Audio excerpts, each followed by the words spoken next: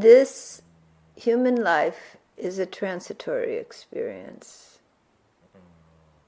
You come into this life as a small baby, helpless, dependent on others.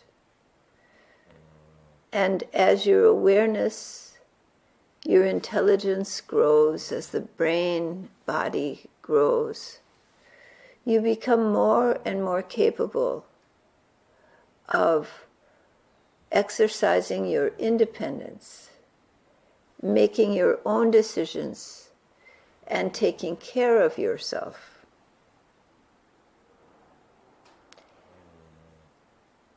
And then as you change and change, your body begins to age. And unless you pass from some sudden ailment or illness, you will grow old and feeble, and the body will pass away. This is the nature of human existence. It is transitory. But you, as a living being, are not transitory. You come into a physical form. You are the awareness, the intelligent consciousness, which expresses through the brain and the nervous system, through the vocal cords, who hears with the ears. The body provides the vehicle of the hearing, the speaking, the touch. All that is from the body. But the brain translates your consciousness into activation within the body. But it is that intelligent awareness which makes the body alive. When that intelligent, aware consciousness leaves, the body is called dead, and it begins to deteriorate and to decompose. Because it is a temporary housing for you, designed specifically for you. But it is not you. That is the thing. The body is a transitory vehicle. Like the clothing you put on, you wear it for a time, you take it off. Then you get dressed again the next day in a different clothing. These bodies are very useful because they allow all the desires that have accumulated within you, creating your basket of karma. These sanskaras, these latent desires or reactions to past experience, want to find expression. They hang together and make your sense of individuality. Without them, you would only be pure being, pure consciousness. There would be no driving force to identify your consciousness with. When your consciousness, your awareness, inhabits a human body, it identifies with the hearing, with the voice, with the smell, with the touch. It identifies with your human experience. It identifies with the brain and the processes of the brain. If the brain is not working right, you will not be able to gain full expression in the body. It will be limited what you can express or what you can receive if the organs or the brain are not functioning properly. So optimally, a vehicle that is fully functional allows you a full spectrum within a very limited spectrum of human existence. In the range of existence, the perceptions of the human mind and body are very small, very limited. But you have the opportunity to grow and expand, to express and experience. So this play of creation is there within consciousness, within awareness, so that there may be this delight in the variation of experience. But in the dance of it all, the one who experiences is untouched. The pure consciousness, the Purusha, the aware intelligence, not the intelligence of the brain, but the inherent intelligence of being. It is a conscious intelligence, a conscious awareness. That remains always the same, unchanged. But it appears to change when it becomes associated with physical form and experience. Within the spectrum of human experience, there is the appearance of change. Your consciousness experiences the pain, the pleasure, the disappointment, the sorrow, and the joy of human life. You experience that. But you are not the senses. You are not even the nervous system and the brain that processes the experience. You are the knower of that experience.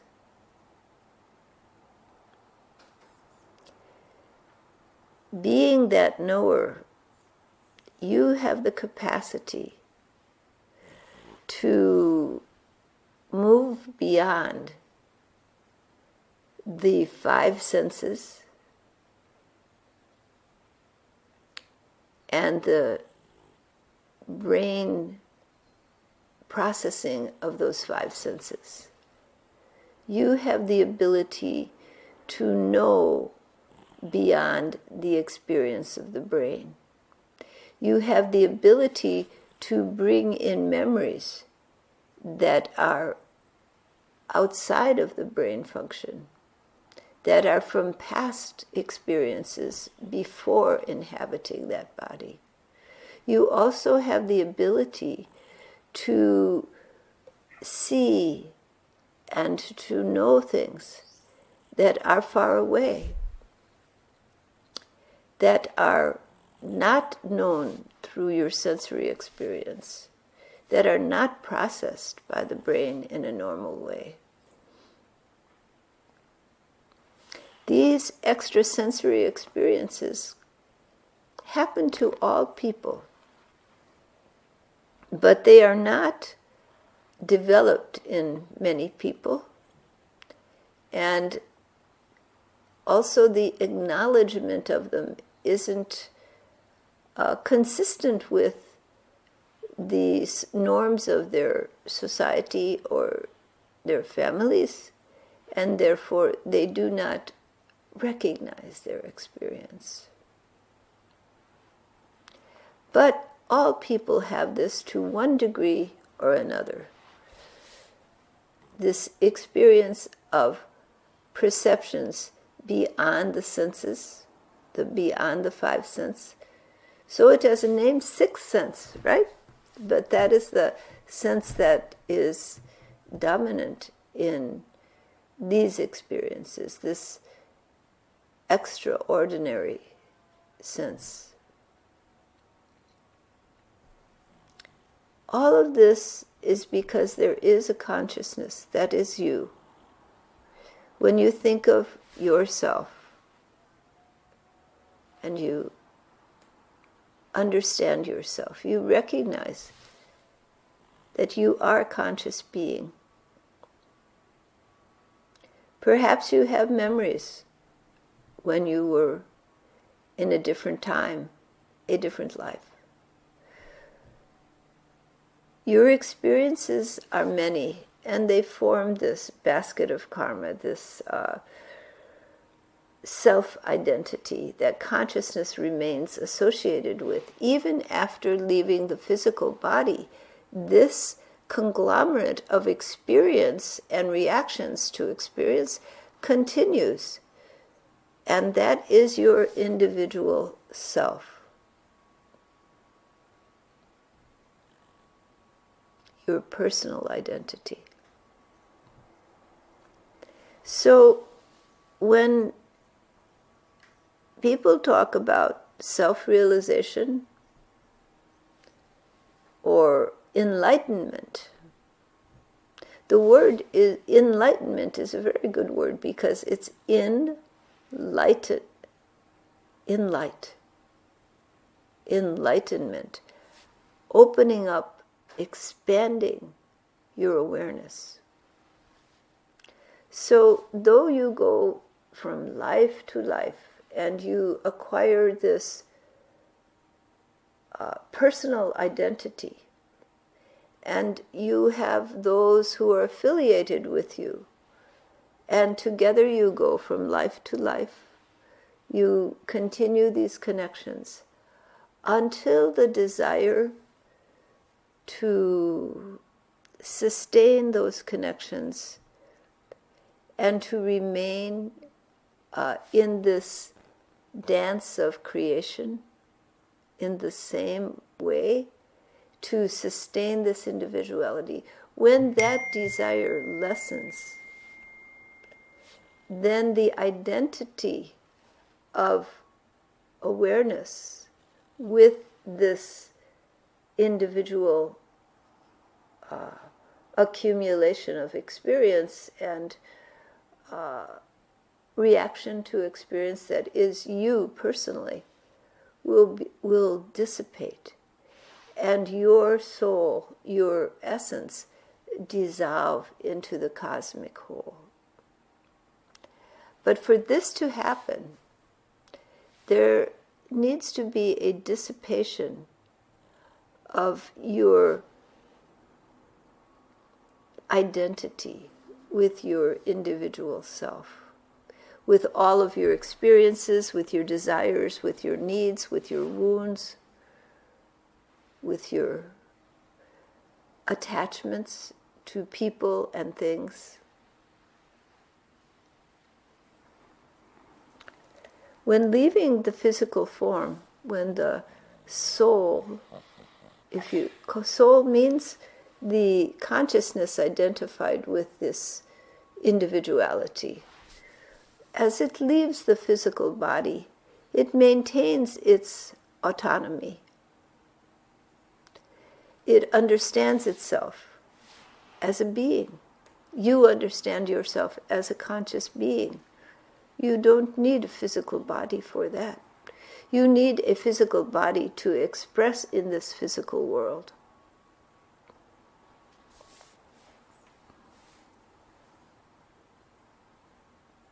But the bonds you have, the love you have, sustains you in your connection as an individual self, until such a time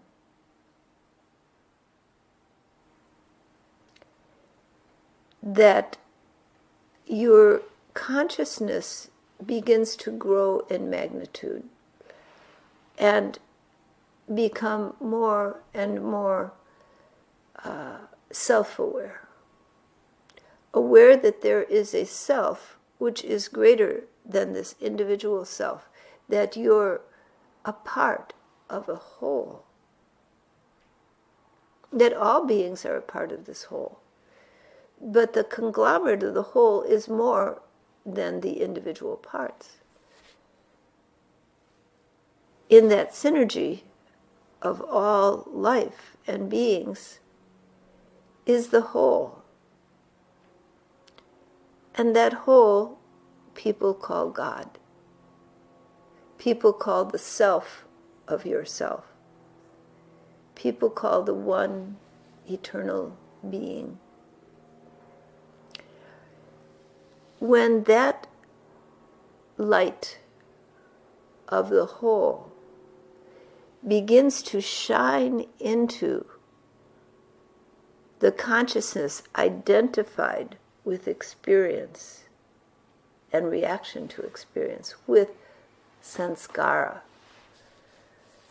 when it begins to enlighten consciousness, your Atman, your soul, begins to awaken to your interwoven connectedness, to your relationship to this higher frequency, this light, this divine presence, which is the consciousness of all beings. But that consciousness which has sprouted the entire universe within it, is not identified with anything. It remains bright, pure, pristine, not engaged, witnessing all that is, but being in pure love, in pure light, in divine grace and essence. And when your attention, your awareness is drawn out of your samskaras and out of your physical identity, out of your samskaras, and into awareness of that infinite light, that infinite love, that infinite beingness of Parama Purusha, you experience enlightenment. Your consciousness is enlightened. Maybe only for a moment, but your consciousness is enlightened to truth. And you realize you're not the body. You're not all of these identities with all of your past experience and your personal individuality of self. You are that pure light. And so it is known as grace because it comes by the emanation of that light into you. And that is called grace. It happens when there is an opening in your being. All people experience it at one point in their life, at least once, but many times for most people. There's those moments, maybe with nature, maybe with a loved one, different moments, but there you are, and it is more. And then in deep meditation, it is called samadhi, the state of absorption, when your awareness, your attention, is drawn out of daily life, out of the body, out of all of this mental tendencies, these samskaras, and into the pure light of being, the pure love. Then that state, that samadhi, is a moment when you are melted into that. It can just be for a second, it can be for a few minutes, it can be for hours.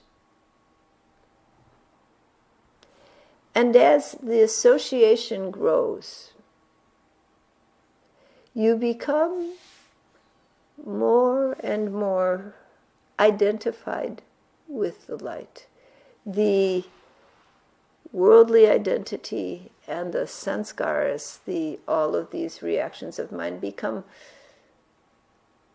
less significant. You begin to see them all as part of the whole, rather than feeling individual identity with them. You begin to see everything is composed only of the infinite. You begin to see the true nature of all that is. So that even in the physical world, there are not people and plants and animals. Yes, you see that with the eyes and the ears, and you experience that, but your conscious awareness is able to sustain knowledge of the true nature of all beings as pure love, as pure light, as this one intelligent consciousness, creating manifestation in multiplicity of forms and multiplicity of experience through those forms.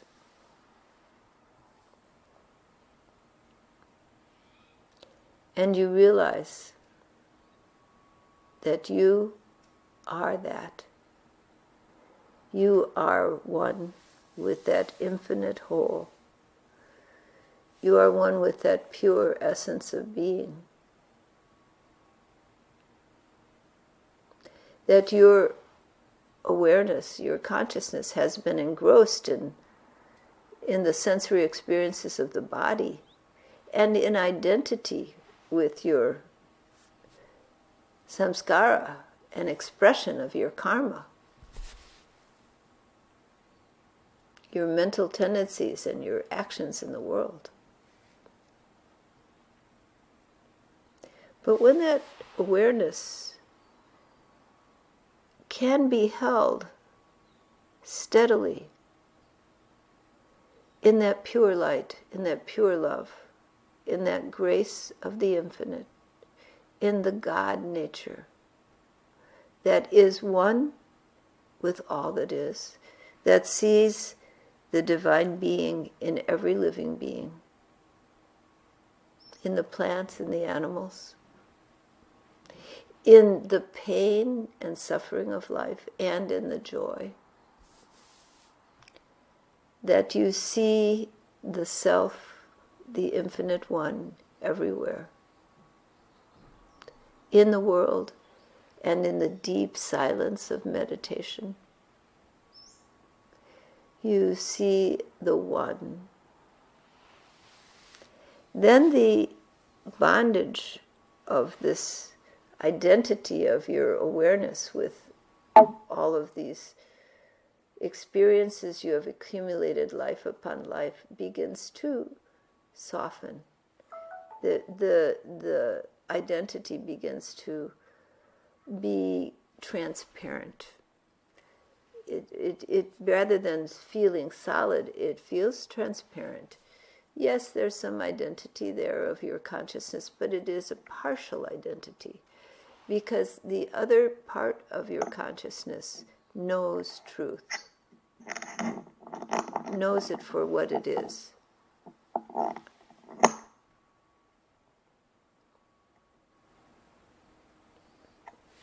And knowing truth is absorbed in truth, is absorbed in love.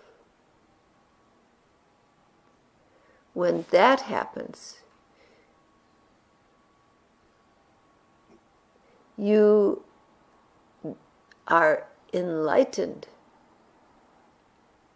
The light, the truth, the knowledge dawns in you.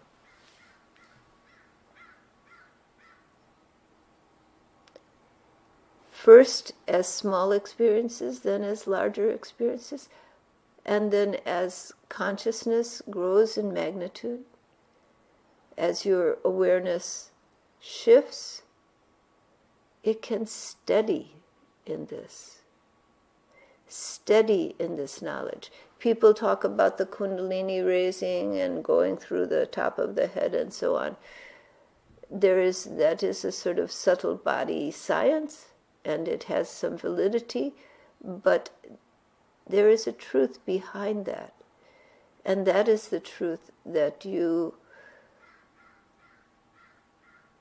have the ability to shift your attention and your awareness from identity with your senses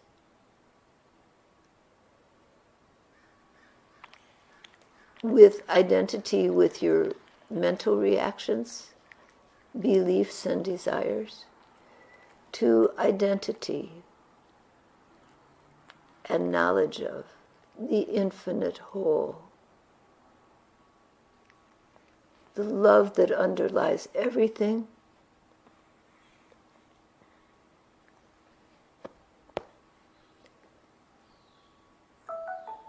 the pure beingness, Paramapurusha. When your identity goes to this awareness, when you begin to recognize that is not a subtle high frequency experience that you stretch to, but is your fundamental nature, the nature of everything. You are not separate, you are a part of a whole. Even science will tell you this. When you go subatomic, what is the difference between your body and the cat or the couch? Or what is the difference? Molecules and atoms. What is the difference in the cosmic? You see, it's only a small spectrum where you identify difference and desire.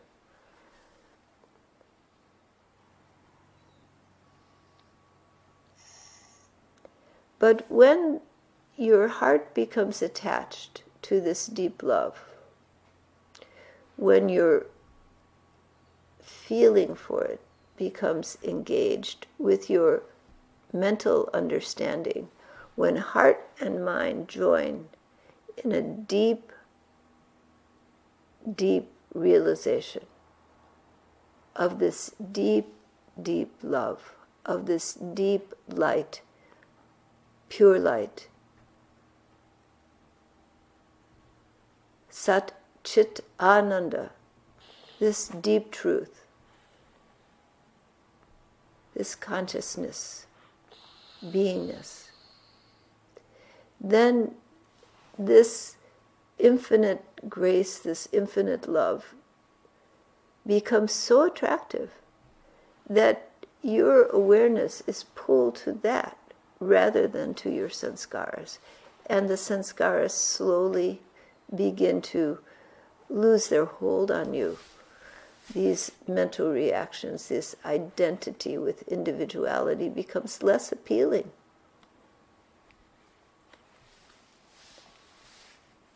And you move into the realm of the subtle. And you move into the realm of truth. So this is the natural path to enlightenment, there to all beings. The body and mind must be capable of self-reflection. So beings that are not capable of self-reflection, they are governed by Prakriti still until consciousness assumes a form that can self-reflect, that can reach for the stars. That is a human form, not governed by the shape, but governed by that capacity. And in human form, you can reach that ultimate goal. You can find the deep, deep essence of your being. All right?